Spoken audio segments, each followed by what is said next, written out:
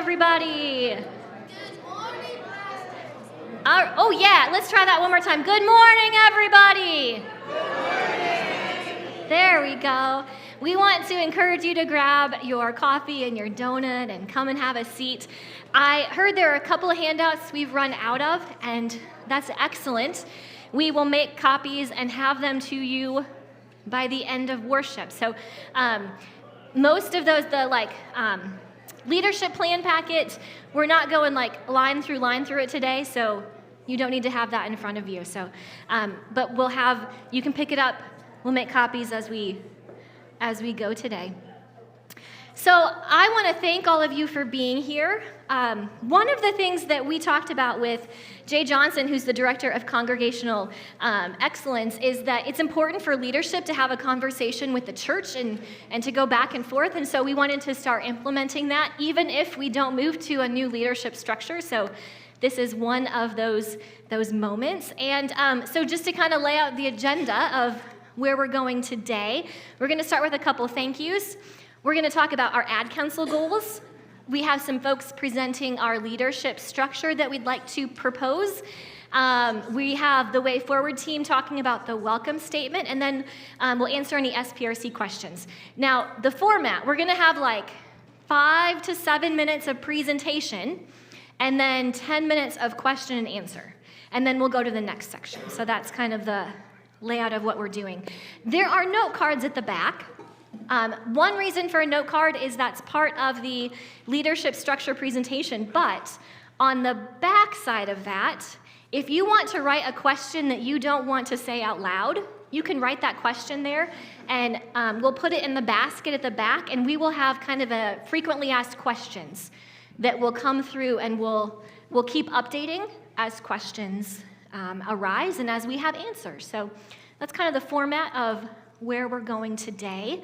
And I want to start with some thank yous, just to highlight a couple of folks that have been doing a lot of great work. First, I want to say thank you to our AV folks who are doing incredible work all the time. Work behind the scenes. We've got some new things that they are figuring out, and that's exciting. I also want to say a thank you to someone who you may not even know has been in a ministry for a while. Brenda Boland's been doing our congregational birthday cards for quite a long time, and we just want to say thank you. She will be retiring from that ministry in a couple of months, but thank you for faithfully doing those cards for a long time. And then for those of you who sit in the front pews, Robin Gallegos has been working on pencil holders, which may seem like a really small thing, but it's really important if you need a pencil, right? And so those are kind of, Robin has worked to design them, and so thank you, Robin, for that work. All right, we're going to start with our administrative council, and so I want to invite up Robin, Al Johnson, and Allison Sturderman, and they're each going to present on one of our goals. And so, just a reminder, we're going to keep our kind of just a really brief overview. We do have mics, unless you prefer to stand. Okay. Sounds good. Take it away. Okay. This on? Yeah. All right, so one of the goals for our ad council was intentional outreach, and this is a focus on people who are hungry for connection with God and each other. So part of this goal is, one, we're going to plan 3 to 4 bridge events utilizing our resources and facilities, and these are bridge events are kind of ways that we can connect with our community in kind of a safe and unassuming way, build relationships within our community. One of these examples would be the trunk or treat that we do every Halloween. Second would be to join and participate in Beaverdale and Merle Hay neighborhood associations. This is something that we were kind of trying to get towards. This is something that falls kind of under Jacob and his position, and it's going to be a goal going forward. And then the third is to work to create or host groups around support/grief/activities for our neighborhood. And this is part of the position of Arlene Pine, who is our Director of Congressional Care.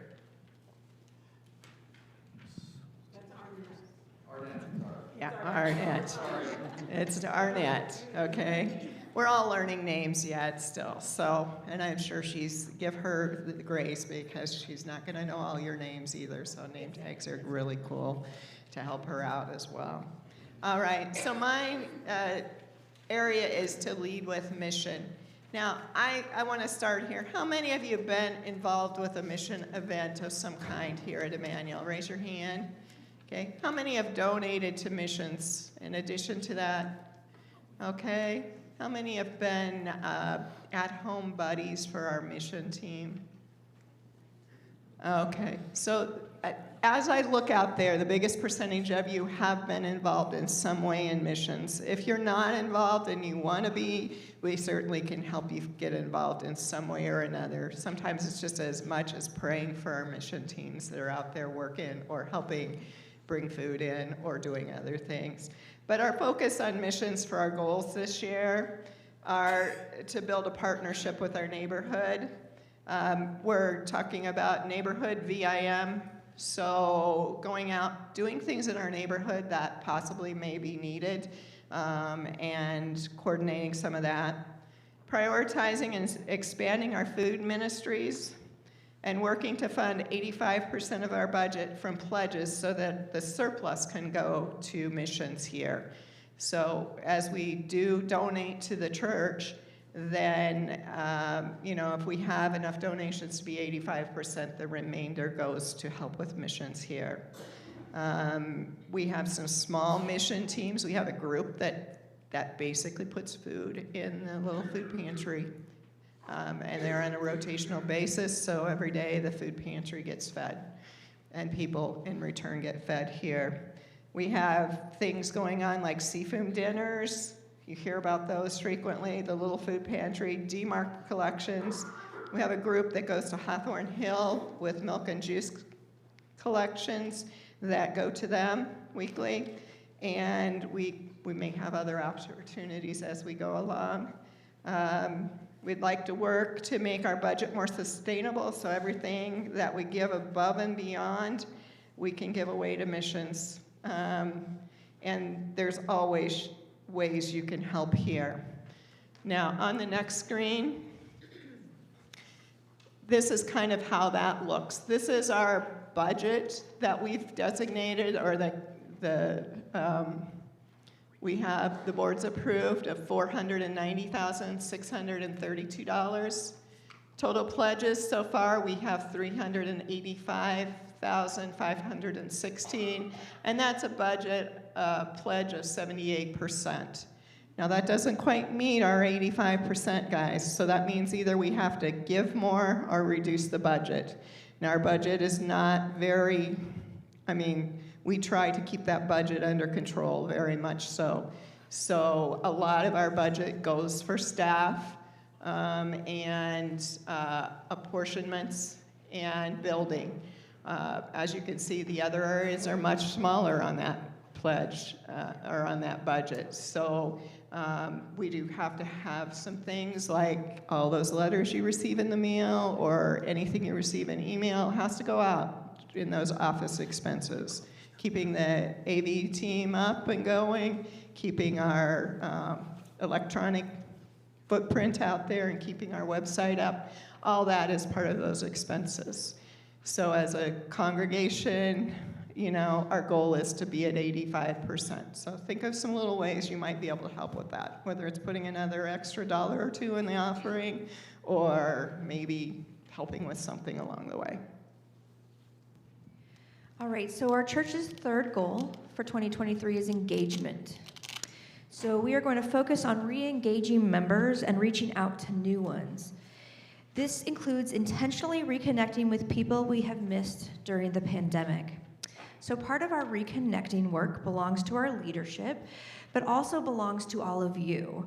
If there is someone you haven't seen in a while, send them a text. Invite them back into church personally. Invite them to a small group. Ask them to help volunteer for something you're doing. Our goal is to bring people back into the church. We also want to become known as a place that is safe, comforting, and supportive for all people. Along those lines, we've talked a lot about what we communicate about who we are, and one of our goals this year is to become known as that place that is safe, comforting, and supportive for all. This is lived out with our welcome of our IGF community, but one other way we could live this out is through the welcoming statement, which will be discussed a little bit later in this meeting.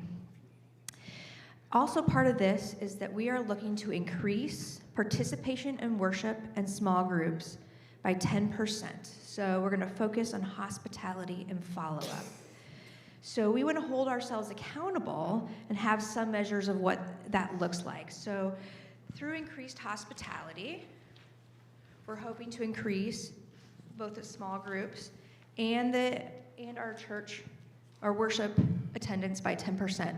So this chart shows that what we're looking for is, and I guess I should back up. Our small groups include every person who has connected in some way to a group in the church, whether it's choir, an adult study, children's ministry, Reignite, ARP, or any of those. So our goal for this year is to connect 22 more people into one of our small groups.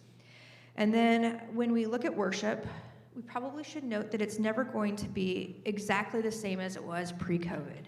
We don't anticipate that we'll ever see that again. However, there is hope. Our increase at worship has gone from 81 people to 106. So our goal is to connect at least 10 more people in worship this year. And we also wanted to note this doesn't include the numbers that are at the Emmanuel Gospel Fellowship, which is that IGF community that I mentioned. And they have 54 folks worshiping with them and 36 involved in a small group. So those are our 3 goals for the church in 2023.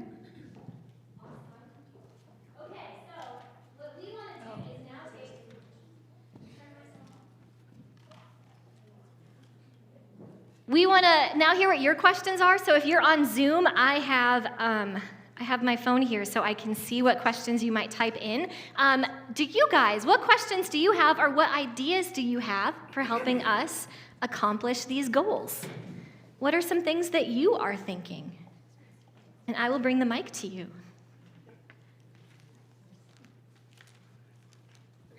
All right, how about this? If you think they're great goals, give me a thumbs up. If you have questions, give me a sideways thumb. And if you're like, this is terrible, give me a thumbs down. I see lots of thumbs up. Okay, what I want you to do is pray about ways that you can help us live out these goals. And if we don't have any questions with this particular area, that's totally fine, because we might with others, so that is good. Oh, okay, right here. Got a question from Bernie.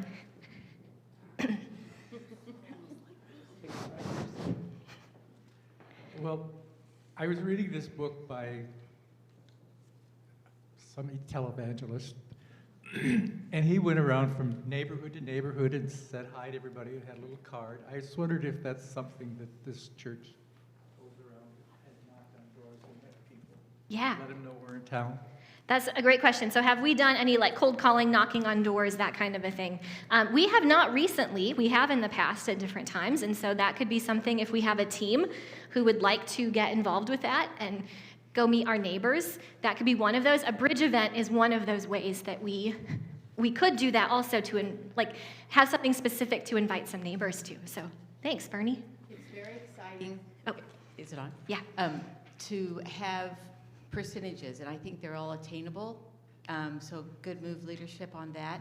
How are we going to quantify them and let people know how we're doing?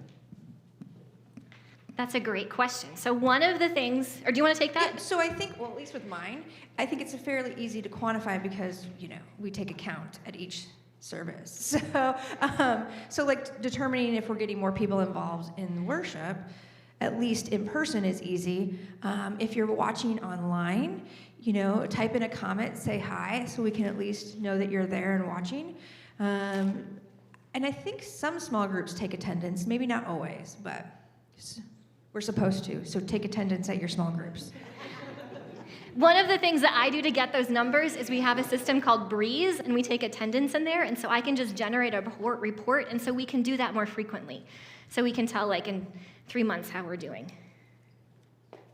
As a member of the Finance Committee, I just wanted to say if our goal is to get to 85% pledges, we need 7% more going into pledges. I mean, the loose change donations, the ad hoc are great, but we really need to, if you haven't made a pledge, please make a pledge. And then there's more certainty for the church and the budget and so on from there. Thanks, Joel. If you have a pledge, who do you talk to? There is, on our website, there's a place you can turn that pledge in, or you can call the church office and talk to David. Another thing with the pledge, if you give electronically and like give the same amount each week or month, we consider those a pledge because it's the same amount every week or month if you're doing it that way. So that's another great way to give and support the stability of that budget. Oh, I'm sorry, were you raising your hand? Okay. So on the neighborhood VIM projects, I guess my question, and I think it's great. How are we going to decide what projects to do and what, as far as neighborhood? I mean, what areas are we talking about? You know, as far as, do we have like a defined radius or whatnot? Yeah, that's a great question. We have not fleshed out details yet for neighborhood VIM projects, and so that's one that's still under works, unless anyone else has any other feedback on that one. But we're working on it. One of the ideas we had last fall was that we might even be able to like put a request in like the Beaverdale Facebook page and say, hey, Emmanuel wants to do some projects this summer. Do you have a neighbor you'd like to nominate? So that we could generate some ideas from our neighbors instead of us picking out the projects. But we haven't taken a lot of steps down that road yet this year.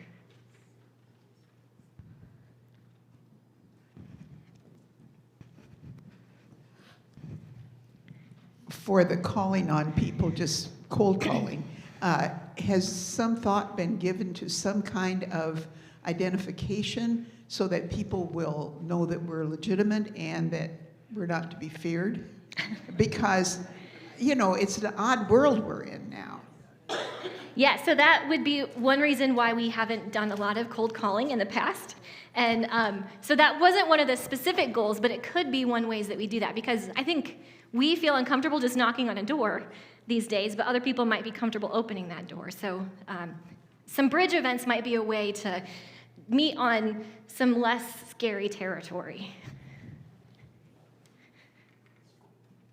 And I think the way we cold call can change. You know, a lot of people, if you just call someone or knock on their door, you might not get someone. But like you said, if you post something on social media, it's just a different way of cold calling and reaching out to people that you maybe wouldn't have reached out to before.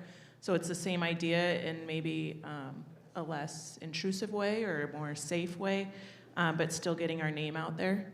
Thanks.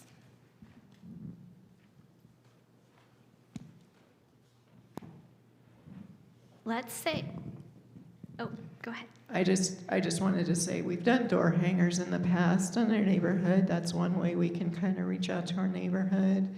And certainly word of mouth is really important when we start talking about events we're having at church. So as you see things coming up, you know, and Facebook, liking the posts on Facebook or sharing the post on Facebook is a way you can share with your friends and the people in the community as well.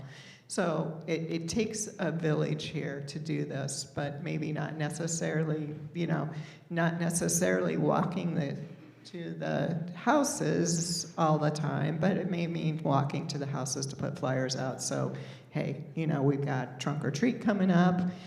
You're welcome to bring your kids. It's a safe place to come trick-or-treating, and emphasize the safety in some of those bridge events. So. Mm-hmm. Awesome. If you have additional questions, write it on your card.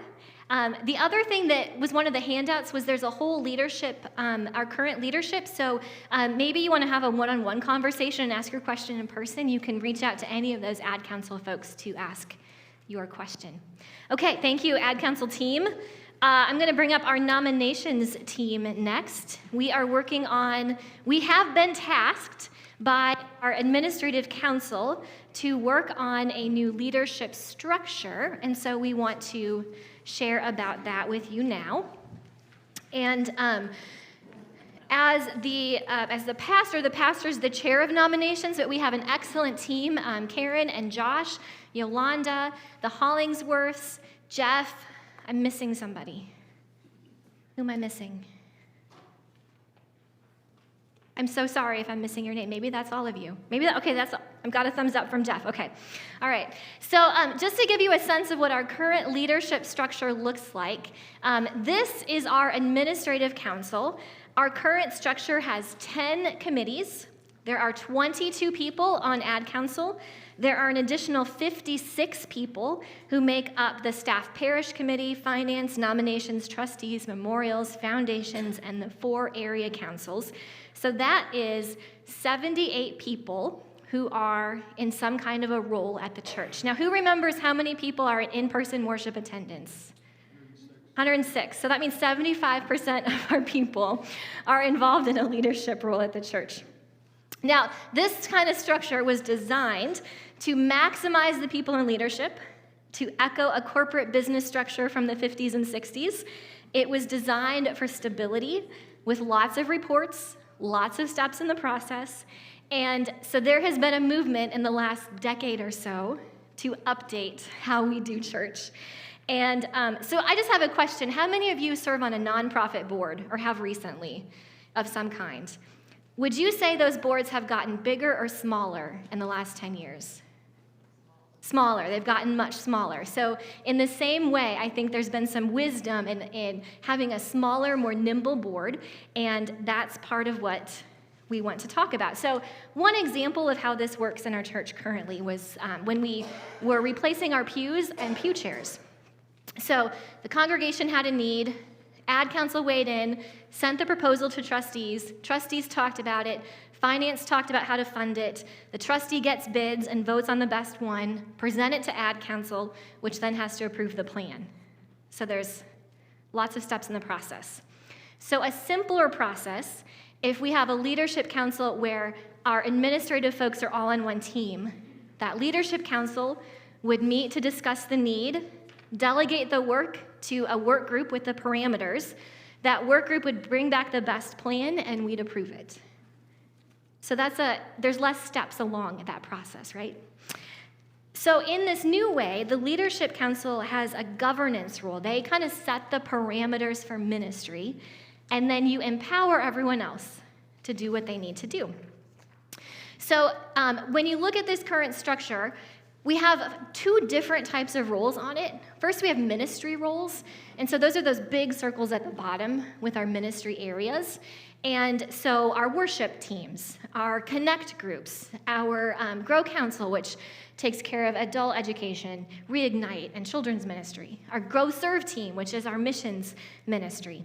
These are all the things we do as church, and we want as many people as possible involved in these ministries in a hands-on way. Most of us do not want to spend our time in a meeting approving minutes or setting policy. We want to put the meal together or teach the kiddos, right? So we want to free more people up to do that hands-on ministry. We've also got a separate role. There's the ministry roles. Let's go to the next one. That are governance roles. And so these are kind of the administrative things. So SPRC does people and staffing. It's like our HR team. We've got trustees that care for the building. Finance cares for our income and our expenses. And then nominations connects people's gifts to their place to serve. Now, governance is kind of a big word. It basically means the folks who listen for what the organization needs. In our case, that's the congregation, but also listening to God, right? And then you set policies and budgets and guidelines and discern your plan. And then that group holds the pastor and the church accountable for the work. So as we make this switch, there's a slide with some gears. A governor, like in a machine, is a smaller part that sets the larger one in motion. So we will have a smaller leadership council that is focused on that big picture of where we're going, and then more people are freed up to do the work of figuring out how we get there. And within those guidelines, how to best use our resources to accomplish those goals. So when we think about this new structure, those governance roles of SPRC, trustees, finance, and ad council all go to the leadership council except for nominations, because by discipline, you can't nominate yourself, and so nominations is a separate group. So I think I'm going to turn it over to Karen to talk about this transition. So what we're proposing is to go to a new, more simplified structure.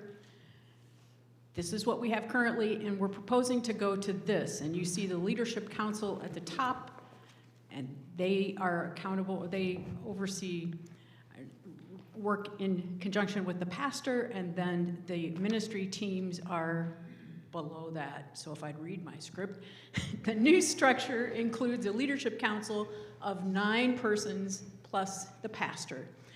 The leadership council's job is to discern the ministry plan and hold the pastor accountable for the work. The pastor takes the ministry plan and works to implement it through empowering staff, volunteers, and ministry teams that you see across the bottom. At this time, these ministry teams will not be nominated or elected positions, so the staff in each area can tailor and recruit the folks they need for that work.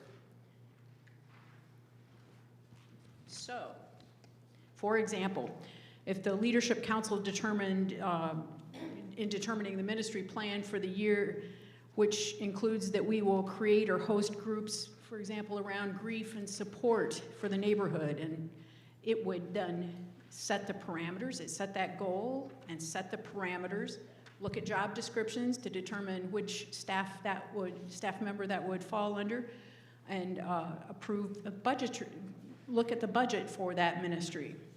And the pastor's job would be to work with the related staff. In this case, it would be the director of congregational care, Arnett, to figure out how to implement that goal. Maybe the staff would start out small, and then it might grow to a group, or building a team, maybe 2 groups. In future years, it might grow to a much bigger team.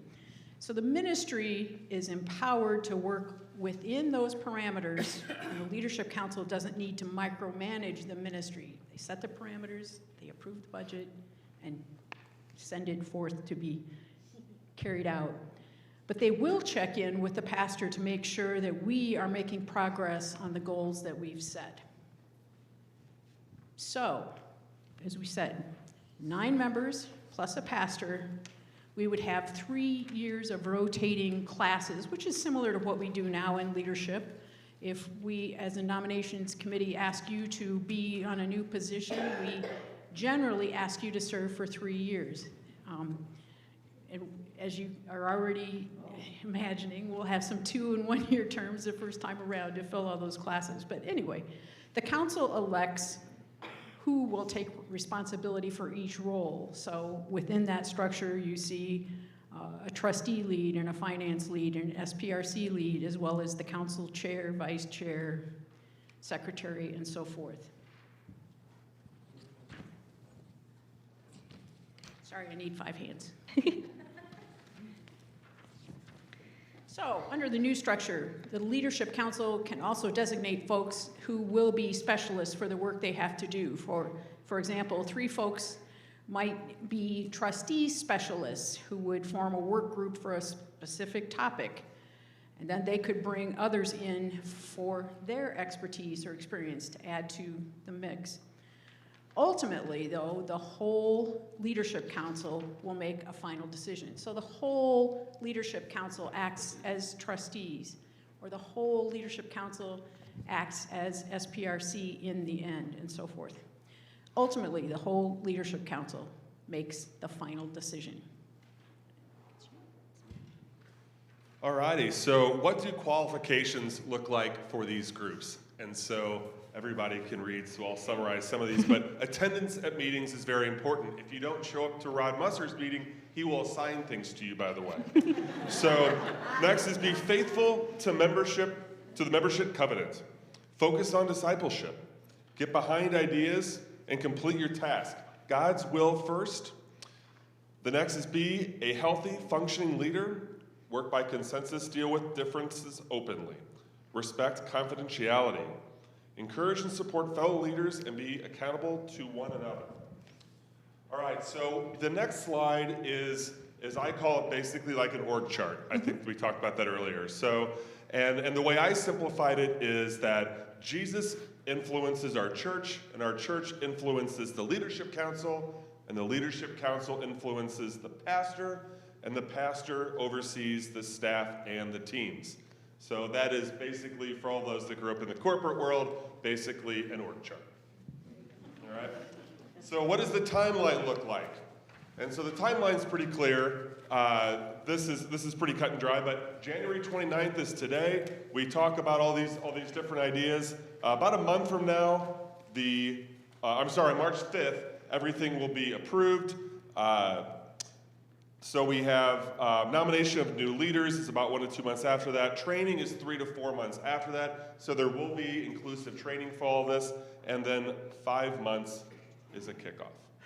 Mm-hmm. Awesome. So the last slide, I think we turn over to the group basically. And now it's your turn. What questions do you have today for us? Yeah, okay, we got some questions. I'm going to come around and bring the mic.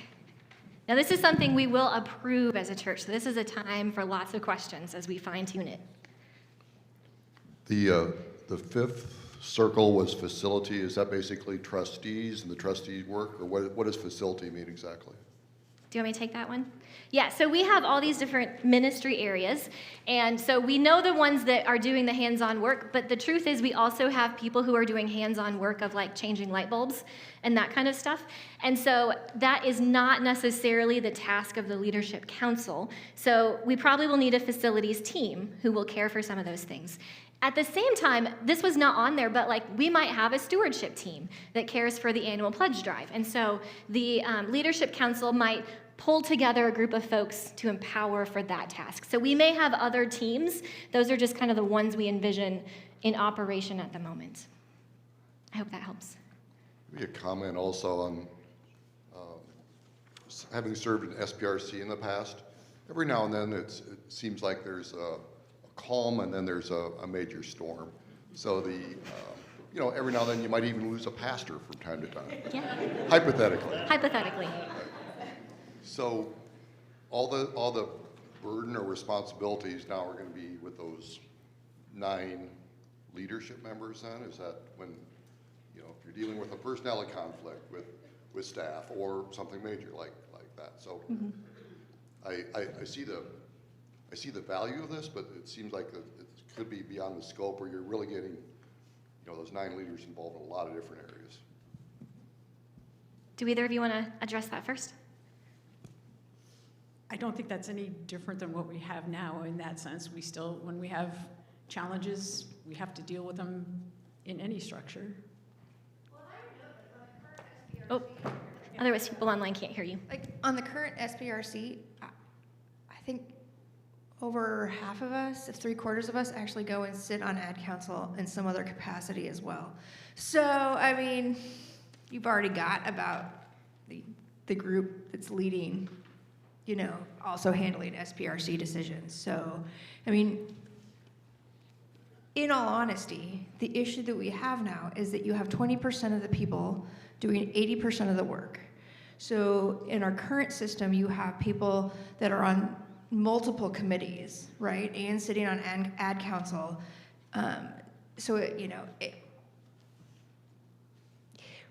We're essentially doing it without doing it, is what I'm saying. Like, because of the same number of people doing the same jobs that they've been doing what feels like a lifetime.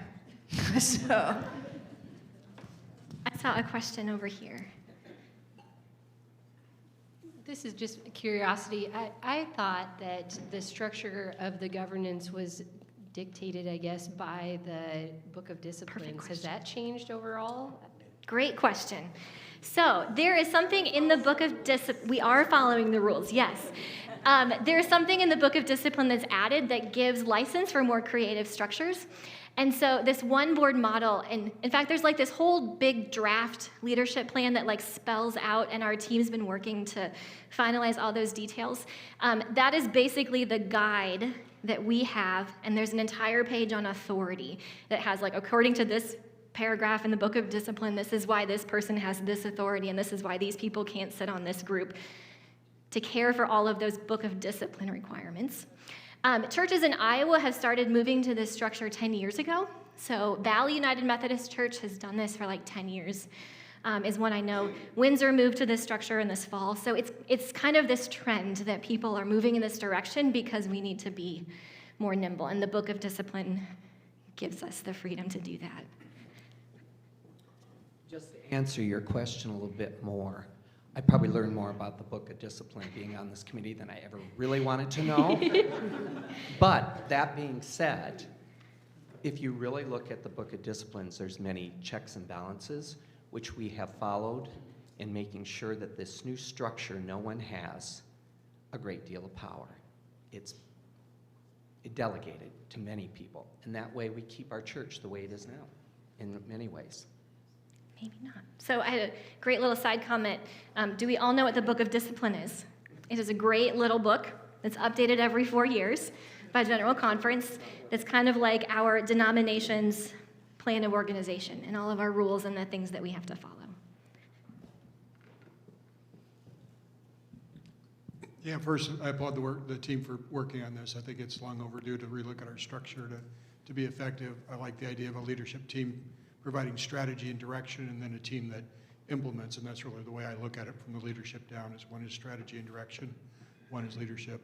It comes back to other churches doing it. Have you considered getting some mentors from some churches that have already done this to include us when you're doing the training process, pull them into the process to say, where did it work, where did they find fault, and get them involved in our training process? That's a great question.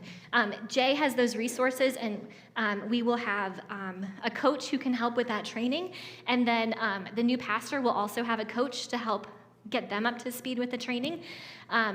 In our circuit, we're partnered together with other churches, and I think 3 of the 9 churches in our circuit have this structure as well, so we've got some natural partners there. So yeah, that's really helpful.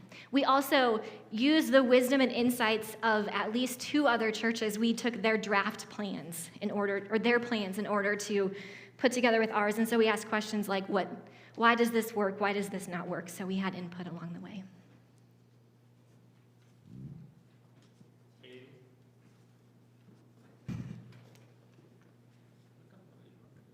No. This is a hypothetical question, and it's probably, I don't know, it's not maybe even a valid question. Assuming we approved it as a church with a new pastor coming in July, is there any chance that new pastor would not appreciate us going to this type of format, or, they're set their way? That's a great question. So Ray Dean could probably answer this from SPRC, but I think one of the things that was communicated to our DS is that this is something in the pipeline that we're working towards, and if approved, this is the church's commitment, and so Ron knows that and is working to make sure that we have a pastor who supports where the church wants to go. Oh yeah, Ron is our district superintendent, sorry. I have a question online. First of all, if you hold a mic, hold it closer so our folks online can hear. Question, what happens in the new structure when someone doesn't live up to their commitments? Do any of you guys want to take that? Cut their salary. That could honestly be one of the, if it's, it could be.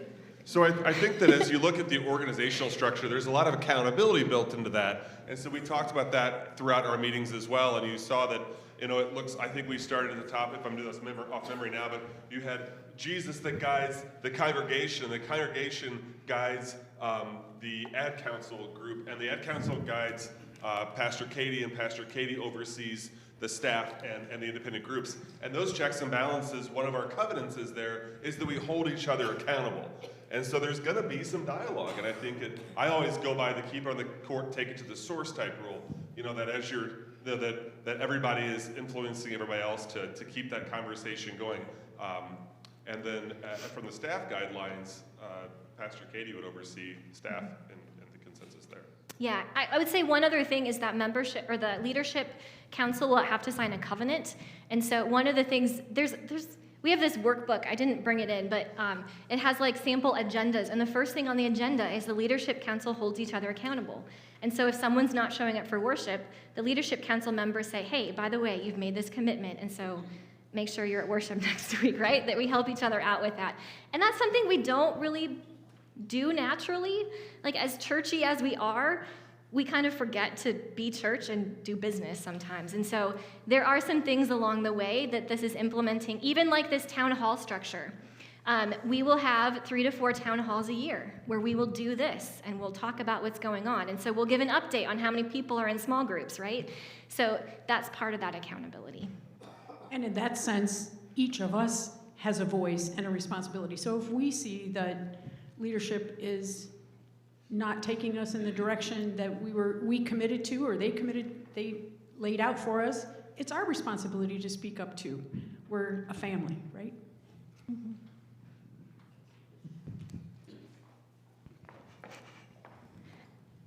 So if I understand that correctly, the treasurer's a 3-year term, and my 20-year term as treasurer will come to an end. So that's a great question. That is a great question. One of the things that we've had a lot of conversation about that and some other rules we have. One of the things about this structure is that by the Book of Discipline, if the treasurer is paid, then they cannot serve on the leadership council.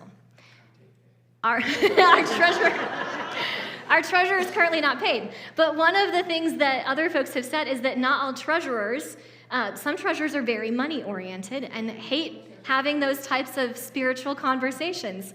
And so our treasurer would not have to sit on the leadership council. We could identify it as a separate, unpaid staff position. But let's say we have someone who has some gifts for leadership, who we elect to serve on the leadership council, and that person also happens to be the treasurer, then that would be a different. We actually built in some flexibility there because we have some flexibility. So I don't have an answer for your question. It may depend on if this group wants to have you on the leadership council or just keep you as treasurer.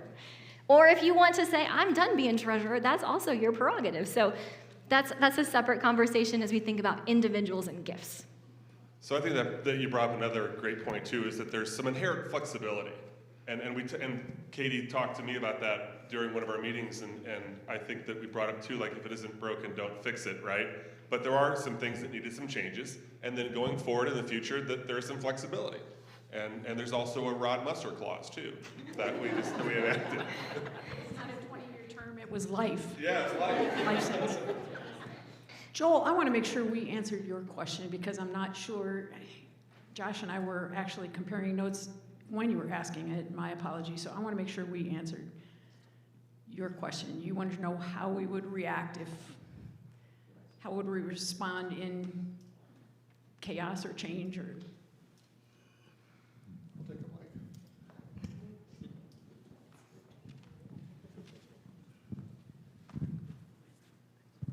First of all, I agree in general with the proposed structure change. I think less can be more. But there's also some real minutia that some of the committees deal with, and you know, is the leadership team of those 9 or 10? Can we talk about big picture things, or you know, well, he said this or she said this, or you know, there's other financial responsibilities for finance, for foundation trustees, that type of thing. So how many hats are those 9 going to wear? And dealing with the minutia, because if there's yeah, so I'm all for it, but yeah, I just question you're gonna wear down people with all the stuff you have to deal with.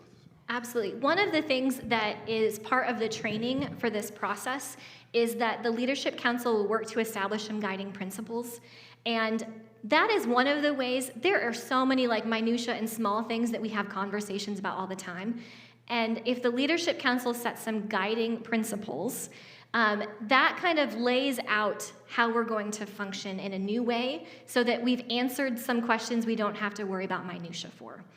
An example is not coming to me off the top of my head. The one that I'm thinking about is something about, well, like building policies, right? So big policies we set, that would be one of those, and you don't need to worry about those all the time, right? You set it, and then only when you need to change it, you bring it back up. Another would be like expenditures for finance, like if a budget exceeds their, or if an ministry area exceeds their budget, what's the way to handle that so that we care for it? So if we set some guiding principles, then that takes care of some of the minutia so that you can focus on some bigger picture conversations. If I had my book, I could pull a really great example out. But the Leadership Council will get some training in how to do that so that they can be more focused in their work even as they have more responsibilities.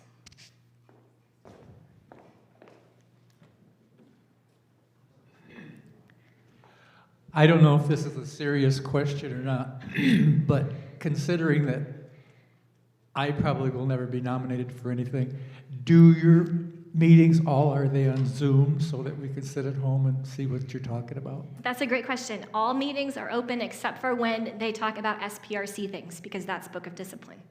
And so everyone's still welcome to attend. A question from online, where do the foundation trustees fit into this new structure? Our foundation cares for endowments that the church has been given, and we have a separate bylaws for the foundation trustees, so that will continue to be a separate group because we have a whole set of bylaws around that particular group that we need to maintain. And they deal with non-budgeted stuff as well, and so that's outside of what the Leadership Council scope would do. Okay, I have a task for you. As we think about leaders for this is where your note card comes in. And if you don't have one, grab one when you leave. I want you to think about 3 people at the church that you consider to be spiritual leaders who might meet those kind of qualifications we talked about. Who would you trust to make these kinds of decisions? We want your input because if we approve this structure, nominations will quickly have to turn around and start to talk with people and invite people onto this structure. And so we want to know who you consider to be these type of leaders. Write their names on that card and put it in the basket at the back. And if you're online, we will send a form out this week online so that you can do that. If you have additional questions, you can also write them on that card. One final question. That would be not including the pastor. Right? That would be not including the pastor, correct. Correct. These are all lay folks. Or staff. Okay. Well, I want to invite Rod up for our next section from the Way Forward Task Force. Before I start on my section, I just want to make everybody aware and reassure you that those of you who are aware of Allison's ability to add and subtract, she will not be in charge of calculating any of the numbers on those sides of her committee. Make sure you hold it close so those online can hear. I'll try that. The Emmanuel Way Forward Task Force was formed in early 2020 when it appeared that the United Methodist Church was going to split. It was thought that Emmanuel would need to choose between a progressive or traditional path. The task force was charged with gathering data about where Emmanuel stood in the proposal. When COVID hit, the task force was put on hold. It was resurrected in the summer of 2022, shortly after a theologically conservative group offered a path for traditionalists to form their own church called the Global Methodist Church. The first step the task force took was to send a letter to the congregation explaining the current schism and in the denomination and requesting input. Based on that input we received, or lack thereof, the committee suggested that we ask Ad Council to propose a change in our welcoming statement. So the Ad Council elected to vote on the following welcoming statement. We celebrate God's gift of diversity and value the wholeness made possible in community, equally shared and shepherded by all. We welcome and affirm people of every gender identity, gender expression, and sexual orientation, who are also of every age, race, and ethnicity, physical and mental ability. level of education and family structure, and of every economic, immigration, marital and social status, and so much more.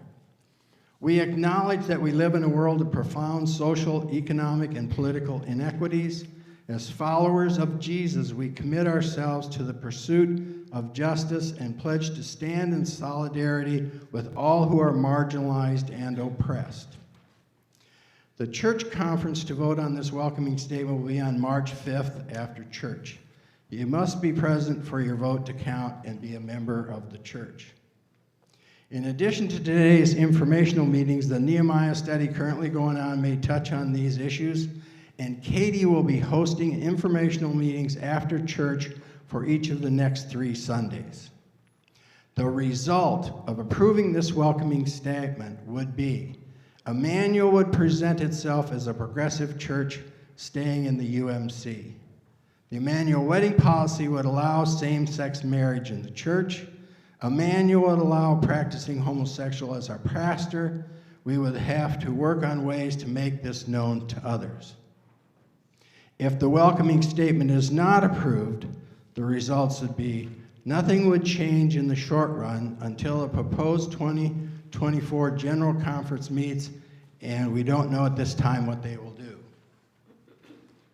We would consider Emmanuel a traditionalist congregation and not do same-sex weddings. We would alert the conference that we are not willing to accept a gay pastor. If the congregation decided to disqualify with UMC, we would have to have the process completed by the end of November of this year. Part of that process, we would owe the conference a payment of $200,000 plus to exit the conference. We have a major portion of those funds set aside. We would have to consider how to raise additional funds. We would have to consider joining the global UMC or going on our own. Now I'm ready for questions, but because I am elderly, you need to remember to speak slowly and use small words. If you have a 2-part question, be prepared to repeat the second part.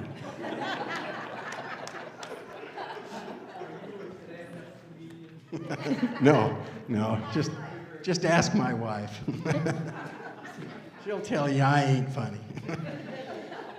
So we sent this statement out a week or 2 ago. It came out, and so we want to give space for what questions you might have or what feelings you might have as we think about this. And again, for those folks online, I'm watching the chat so I can answer your questions. Thoughts or questions? How are you feeling? You started moving first, so I'll let you move. Not a question, but to say thank you and to cheer you on. Well, I was only a small part of the committee, and so you're aware when that vote is had on March 5th, I am out of that committee, and I'm never volunteering again. So there'll be a vote on the 5th of March. Is there any criteria how will that vote be tabulated? I was not at the ad council meeting where they talked about that because we were hosting a Nehemiah study at our house. Do you want me to take that one? You want me to take the answer? So this will be a church conference vote. And so our DS will be present so that we can do that vote. And the rules for a charge conference, it's a simple majority of those who are present. It is of the professing members of the church. So if you've been baptized and if you have joined Emmanuel United Methodist Church, you are eligible to vote. And what we probably will do, the way I've seen this work in other congregations when there's a charge conference vote, is you'll check in and you'll get like a paper ballot that will say, have the question. So in this case, it would be, would you want to approve the welcome statement, or I would not want to approve the welcome statement. And so then we will have prayer, we'll have conversation, and then we'll have the vote, and then we'll tabulate those papers. So will the vote be tabulated that same day and made known to the people that are present? Yeah, so the vote will be tabulated that same day and made known to the people who are present. Yep. Absolutely. So you have to be present? You Here? have to be present here. That is the way a charge conference works, and we had probably 10 or 15 minutes of conversation at Ad Council about that, because we do have a lot of folks who join us online, but figuring out how to make an electronic vote. The reality of a charge conference is it's a time where you as the church get together to make a decision about something. And that means that you can change each other's mind. So there'll be time for conversation and back and forth. The reason that General Conference has not yet been held is because General Conference is one of those meetings where we get together and we talk about things before we vote on it. It's not like you can just check all the boxes and send in your ballot.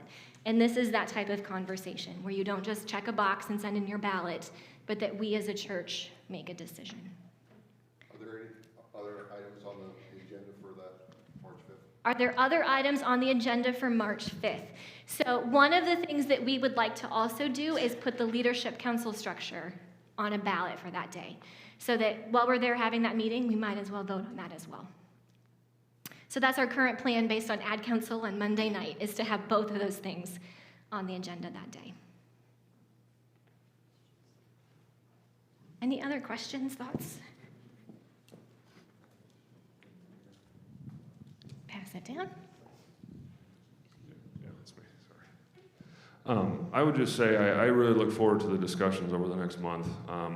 You know, on the issue before us, but also like with this statement, I think, you know, the issue has raised some bigger picture things on you know, ways we see God, ways we see Christ, and what all goes in to being a disciple.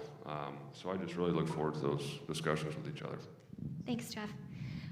What I'm going to do is host some conversations after worship. So we will look specifically at inclusion or ministry through that lens of scripture and tradition. So we encourage you to join us. We'll probably be in room 9 if you want to come. And we can probably do hybrid as well if you want to join online for that. Just a silly little question that you might not know yet. Will the meeting be in the morning or the afternoon or evening? Perfect. We will likely do it right after worship. Kind of similar to what we did today, because we've already got people here. So instead of having you come back a separate time, we'll do it in the same time frame.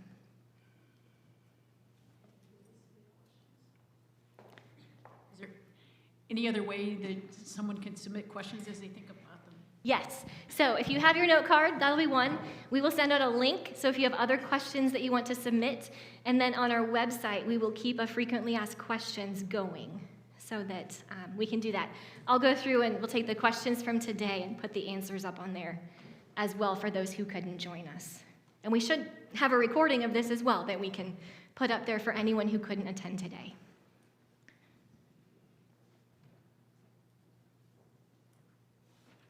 Any other questions? Thoughts? Oh, let's see. I forgot to look online.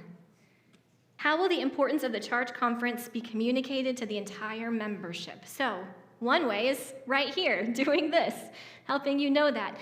We will also be putting some articles in for the next couple of weeks, inviting people to that. So that'll be one way just to keep this in front of folks and remind you of what we're going to be deciding, and that your vote is important. So I do also want to share, this is kind of, it's not separate. One of the conversations we talked about was we have an entirely other group of folks who also worship with us and are part of our church, Emmanuel Gospel Fellowship.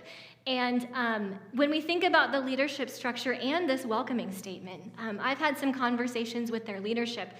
And in some ways, when we think about the leadership council, they are asking some different questions. They kind of have a leadership council structure already and how they organize themselves. And we've talked in the past about, if we want to have IGF folks as a part of finance or SPRC and that kind of thing. And in conversations, they're not sure language-wise how ready they are to fully dive into those things. And so we talked about continuing with a parallel structure for a bit as we continue to figure each other out. And so that's an important part of that. I also shared about this welcoming statement vote and invited them to come be a part of it. And their leadership has decided that this is a question that this part of the congregation needs to decide. and that they are going to not vote as a part of that because they know this is who this congregation wants to talk about, and they may have some different conversations. And so I just wanted to give an update on that. Is there anyone in that group who would, say, have a class in teaching some of the language? Yeah, that's a great question. To do like ESL sorts of conversations. There are, and a lot of those folks in that community are connected with Embark. But there's also, on Wednesday nights, we have folks who are working together and learning together, so that's one way that we often cross paths as Wednesday nights here at Emmanuel. And so we're learning from each other and learning language in the process. Our IGF folks currently are sharing their Sunday message in 5 different languages. So even one language is not, not primary amongst that group. And so they'll preach in one language on Sunday, and then they have different people record the message for Facebook in different languages, which is kind of amazing. So, okay.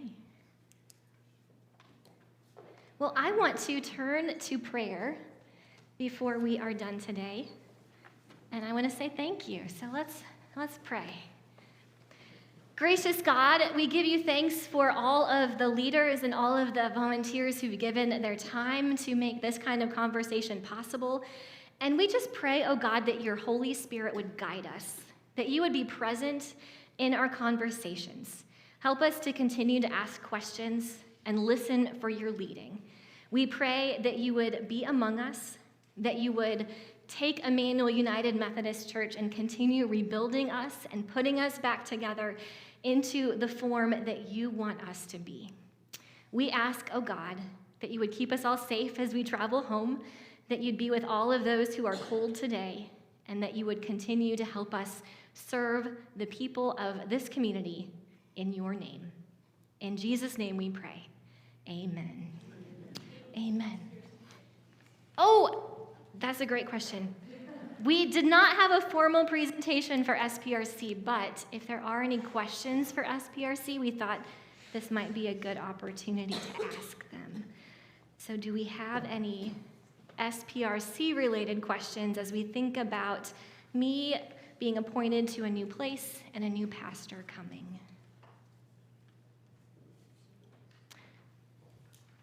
And if not, we've got a really great SPRC team. Their contact is on the leadership form. There are, yes? Does Ad Council have to approve a new appointment for me? No, they do not.